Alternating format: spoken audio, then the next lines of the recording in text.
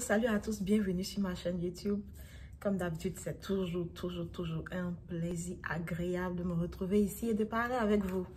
Alors, pour tous ceux qui sont nouveaux, qui sont en train de s'abonner à ma chaîne, à s'inscrire et autres, vraiment bienvenue, soyez les bienvenus sur ma chaîne et dans la famille. Et pour tous ceux qui ont des questions, je fais l'effort de répondre. Et vous pouvez me contacter aussi sur Instagram pour poser vos questions de façon plus personnelle et privée en fait.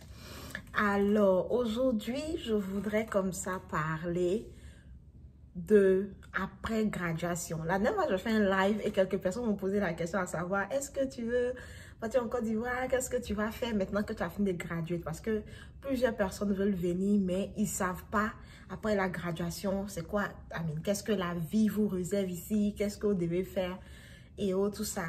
Toujours étant si un visa étudiant. Alors aujourd'hui, je voulais faire cette petite vidéo pour vous expliquer que l'après-graduation ici, en tant qu'étudiant, on vous donne la possibilité d'appliquer au permis de travail officiel afin de pouvoir chercher du boulot dans votre domaine. Alors, normalement, on vous donne une certaine période pour pouvoir appliquer et je l'ai faite. Et à ma grande surprise, même, c'était pas... Je pensais que c'était une petite somme, mais c'était vraiment cher. Donc, j'ai appliqué et on m'a envoyé le permis de travail. Et le permis de travail, c'est une carte, un peu comme une carte d'identité qu'on t'envoie, où il y a ta photo, et puis il y a ton permis, il y a tes informations et autres, tout ça. Et ils m'ont envoyé la carte et normalement, ça veut dire qu'officiellement, maintenant, je suis autorisée à travailler sur le territoire américain. D'abord, ma première déception a été le prix de la carte qui est vraiment élevé. Et la carte vient et je vois que c'est seulement 1 an.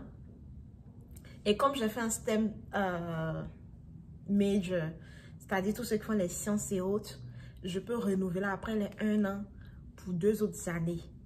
Mais pendant ce temps-là, il faut que j'ai toujours du boulot, quoi.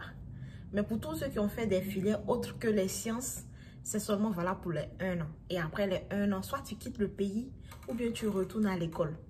Donc, vous voyez déjà que tu te retrouves encore le dos contre le mur. Quand je vous disais que le visa étudiant n'est pas facile, qu'il y a beaucoup de choses, tu vois que déjà, tu te retrouves encore le dos contre le mur dans cette situation-là. Parce que tu as la pression de soit retourner à l'école ou bien rentrer au pays. Parce que tu es toujours sur un statut étudiant et tu n'as pas la possibilité d'être un résident. Alors, le deuxième aspect de la déception que j'ai eue après la graduation, c'est le fait que pour trouver du boulot, c'est pas facile. Pendant les 4 ans, quand j'étais là, je me disais, ah, mais il y a du boulot dans ce pays. Oui, c'est les petits boulots comme travailler dans un restaurant, aller faire du babysitting, travailler dans les nursing homes avec les personnes âgées, avec des personnes mentalement malades, avec des personnes qui font du volontariat, faire du jardinage pendant les vacances et l'été ou bien le fall. C'est tous ces boulots-là que moi je voyais qui me faisaient penser que c'était facile d'avoir du boulot dans ce pays. Jusqu'à ce que je graduate et que je commence à chercher un boulot professionnel et que je me rends compte que c'est pas facile d'avoir du boulot dans ce pays. Je vous assure, tu appliques. J'ai appliqué plusieurs fois. On te propose certaines choses, on te propose, il faut avoir telle année d'expérience. Souvent, mais il te dit c'est entry level. Entry level, c'est-à-dire, genre pour débutant, on te dit, ah, on cherche une personne dans telle filière débutant, mais l'absence d'avoir tel nombre d'années. Malgré qu'on dit c'est débutant, on te dit il faut avoir au moins 1 ou 2 ans, 2 ans d'expérience. Il y a eu tellement de choses, beaucoup de choses qui font que je regarde, même je lis la description des boulots et puis je me dis, mais est-ce que moi, là, je m'inscris dans cette description-là? J'ai l'impression que je ne tombe pas dans cette catégorie. En tout cas, ça n'a pas été facile. J'ai cherché. En tout cas, cet aspect-là a vraiment cassé ma mentalité, ma manière de voir sur le monde de l'emploi aux États-Unis, quoi. Ça m'a fait comprendre que les petits boulots, il y en a partout. Mais un vrai emploi professionnel dans ce pays, il faut se réveiller tôt pour l'avoir. Ensuite, la troisième déception, c'est le fait que le temps avance. Ils s'en foutent du fait que tu as eu du boulot ou pas. Dès que tes 1 an finissent, tu es censé retourner à l'école ou bien quitter le pays en fait.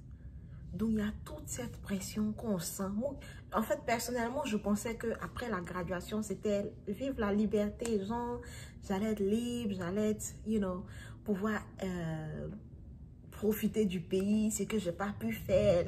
Tout le temps, je me suis privée pendant les 4 ans. Voilà, à l'école, j'allais pouvoir maintenant, enfin, profiter un peu du pays. Mais je me rends compte que ce n'est pas le cas, en fait. Ce n'est pas du tout le cas parce que je finis. Il y a toujours cette pression qui est là. C'est pourquoi je vous encourage à toujours appliquer à la Green Card ou bien à changer de statut une fois que vous êtes ici. Parce que, comme vous pouvez le voir, la pression ne s'arrêtera pas. Elle ne s'arrêtera pas. Tant que tu es visa étudiant, ta pression continuera. Elle ne s'arrêtera pas. En tout cas, c'est ce que je voulais partager avec vous. Et comme vous savez, sur ma chaîne, je suis toujours en train de partager mes expériences avec vous. Et c'est pour cela que je tenais à partager ce petit aspect que je suis en train de vivre en ce moment d'après la graduation. Parce que plusieurs personnes se demandent maintenant que tu as gradué, qu'est-ce que tu fais, qu'est-ce que tu deviens. Donc, je voulais faire cette vidéo pour vous expliquer que les réalités s'affichent chaque jour. Et puis, je me rends compte que, waouh, je n'ai pas encore fini de connaître ce pays. Il y a encore beaucoup à apprendre. Donc, c'est un peu ça. Mais d'ici là, en tout cas, prenez soin de vous et ne soyez pas découragés. Continuez à appliquer, continuez à être encouragés, continuez à venir. Ça peut vous sourire. Il y a toujours des bonnes choses que vous apprenez. En tout cas, profitez au maximum. Faites de votre mieux pour venir. Et puis, je vous souhaite vraiment une très bonne journée et bonne chance à tous ceux qui sont en train d'appliquer pour la Green Card. Bonne chance à tous ceux qui ont leur rendez-vous. Et félicitations aux quelques personnes qui ont écrit pour dire que leur rendez-vous a marché. Vous voyez que il y a toujours de l'espoir, quoi. C'est pas perdu pour tous. Donc, vous pouvez continuer à espérer, continuer à appliquer. Pour ceux que ça n'a pas marché, vraiment, désolé. Et puis, pourquoi pas tenter encore votre chance. Et en tout cas, je vous souhaite très bonne chance et je vous souhaite une très bonne journée sur ma chaîne. Et on se dit bye bye à la prochaine vidéo. Merci.